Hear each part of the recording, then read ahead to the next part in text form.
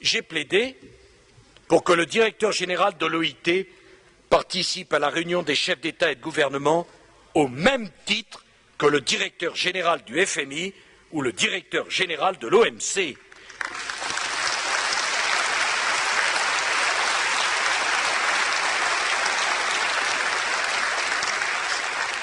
C'est une nécessité absolue à mes yeux, parce que cela témoignera que la question du travail est mise au centre de la réflexion mondiale. Je souhaite que l'OIT fasse des propositions concrètes pour mettre la promotion du travail décent au cœur des règles qui constitueront demain le fondement d'un ordre mondial plus respectueux de l'homme. La crise des années 30 nous enseigne qu'il ne faut pas répondre à la crise en imposant aux salariés des sacrifices si lourds que la reprise devient impossible. Aussi la France soutient-elle l'adoption par la Conférence internationale du travail de conclusions sur un pacte mondial pour l'emploi. La France souhaite que ce pacte pour l'emploi soit discuté dans le cadre d'une commission sur l'emploi à laquelle l'OIT et les partenaires sociaux participeraient pour préparer le prochain sommet du G20. Je mesure que ces révolutions dans la régulation et la gouvernance mondiale exigent de ruptures dans les habitudes et les manières de penser. Je ne sous-estime nullement les objections qu'on peut leur opposer, les craintes que mes propositions peuvent susciter. Je sais que beaucoup de partenaires de la France ne seront pas d'emblée d'accord pour aller aussi loin, mais mon idée, c'est que c'est le devoir de la France de montrer la voie et de susciter le débat. La France n'aura pas raison toute seule, mais si on n'ouvre pas ces débats maintenant, quand la crise force tout le monde à s'interroger, quand le fera-t-on? Jamais. Cela, c'est ma conviction absolue.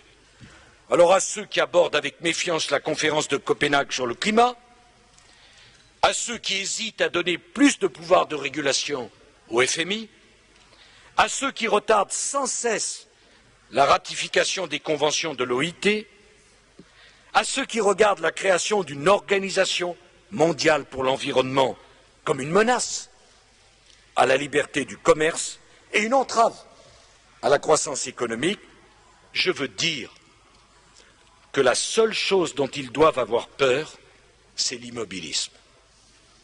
Le président Roosevelt l'avait dit en 1933 aux Américains, dans son discours d'investiture.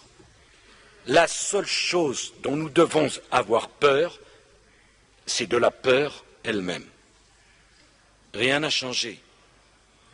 Pour sortir de la crise, pour rétablir la confiance, pour que des centaines de millions d'êtres humains puissent de nouveau regarder l'avenir comme une promesse, il faut changer de modèle de croissance.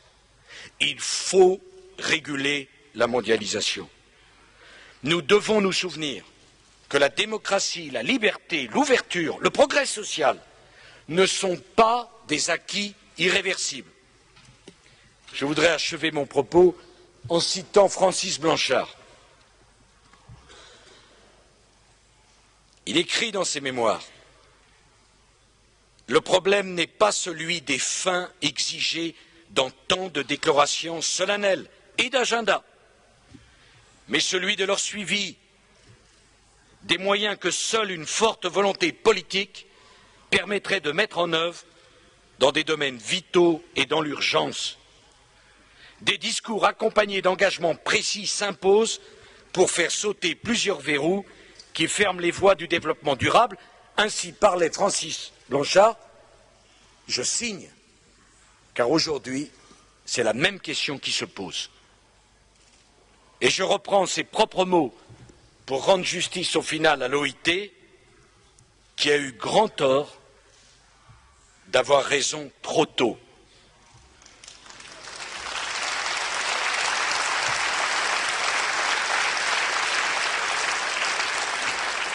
Alors, mesdames et messieurs, mon message est simple.